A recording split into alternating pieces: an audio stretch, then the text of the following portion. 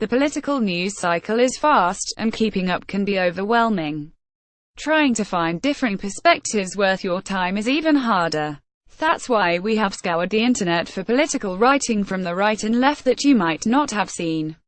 Has this series exposed you to new ideas? Tell us how. Email us at ourpicks@nighttimes.com. For an archive of all the partisan writing roundups, check out Our Picks. From the right, Ed Gillespie, the Republican candidate for governor in Virginia, grated supporters after losing to Ralph S. Northam on Tuesday. Parker Mitchell's voice for the New York Times. Molly Hemingway and the Federalist Democrats are finally focusing on state house races, and this should terrify Republicans. Ms.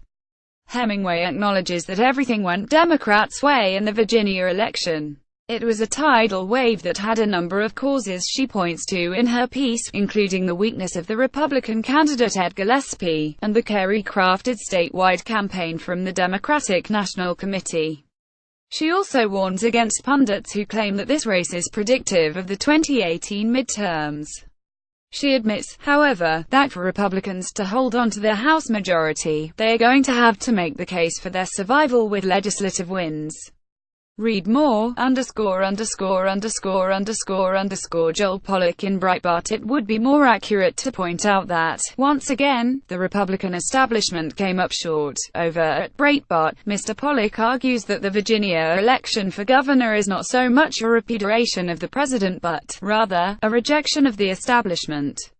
Moreover, he sees the results as a reflection of voters' concerns over health care, writing that Virginia voters continue to prefer the insurance they do not have to the insurance Republicans will give them.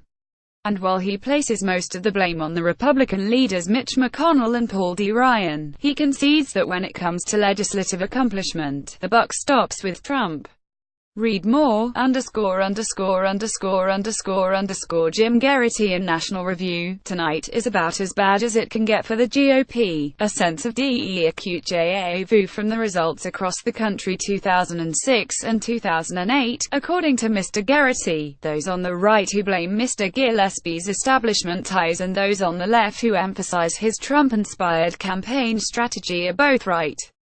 In a sense, he writes, Gillespie's getting the worst of both worlds.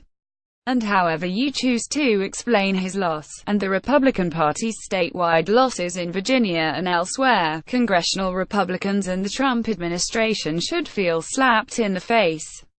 Read more, ____________ from the left. Ralph S. Northam with supporters in Fairfax, VA, after his election as Virginia's governor on Tuesday. Gabriella Demchuk for the New York Times. Joan Walsh in The Nation. Given the election results, and the number of new state house candidates elected, it's possible Virginia saw something new, a reverse coattails effect, where the surge of candidates running for the state house, most of them women, helped propel Northam and his ticket to victory. Ms.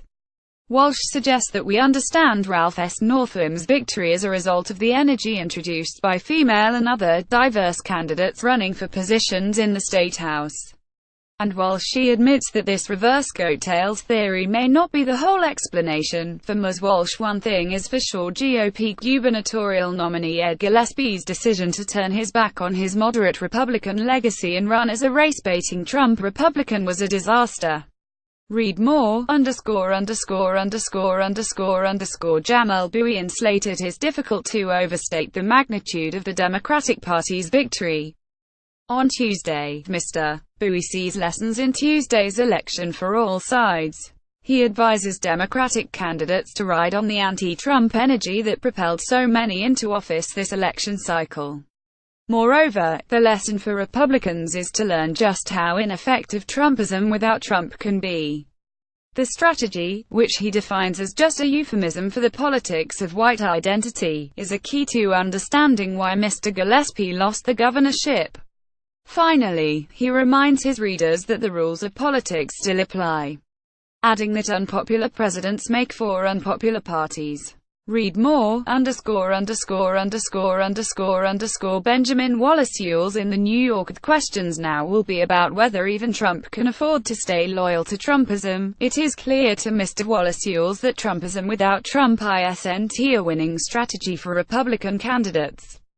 It may even become toxic to the president himself, who is struggling without a significant legislative accomplishment. Part of the difference may simply be that a Trump presidency is no longer an abstraction, Mr. Wallace writes, and that the rhetoric of racial grievance plays better on the campaign trail than in office. Read more, Finally, from the center, Tom Perez, the chairman of the Democratic National Committee, addressed the crowd at an election night party for Mr. Northam. Gabriella Demchuk for The New York Times. Nate Silver in 538.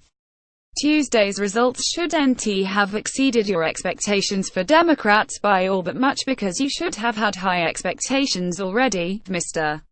Silver argues that no one should be surprised that a Democratic wave of victories occurred for an opposition party during a midterm election, particularly with a president with approval ratings as low as those of Mr. Trump. Looking to the 2018 midterms, Mr. Silver is cautiously optimistic about the fate of Democrats looking to continue their victories. He explains why pundits misinterpret polling and election results, writing that there is tendency to fight the last war. He concludes, however, that while Tuesday's results may not change the reality of the 2018 outlook all that much, it could change perceptions about it, and that could have some knock-on effects. Read more, Dana Milbank in Washington Post. Essentially, Gillespie turned the Virginia gubernatorial race into a cultural war, much as Trump did with the 2016 election. But this time, the cultural warrior lost, as he sorely deserved to, even though the president was thousands of miles away during the election. Mr. Milbank writes, he was very much on the ballot in Virginia. Mr. Gillespie's loss is Mr. Trump's loss, he argues, though the Democrats' win is accompanied by a depressing asterisk. Mr. Gillespie's campaign is a sad reminder that racial animus and cultural grievances are a greater factor than conventional issues such as economic well-being. Read more,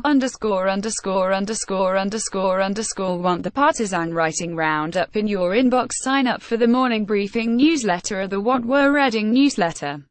Have thoughts about this collection? Email feedback to ourpigs@nighttimes.com.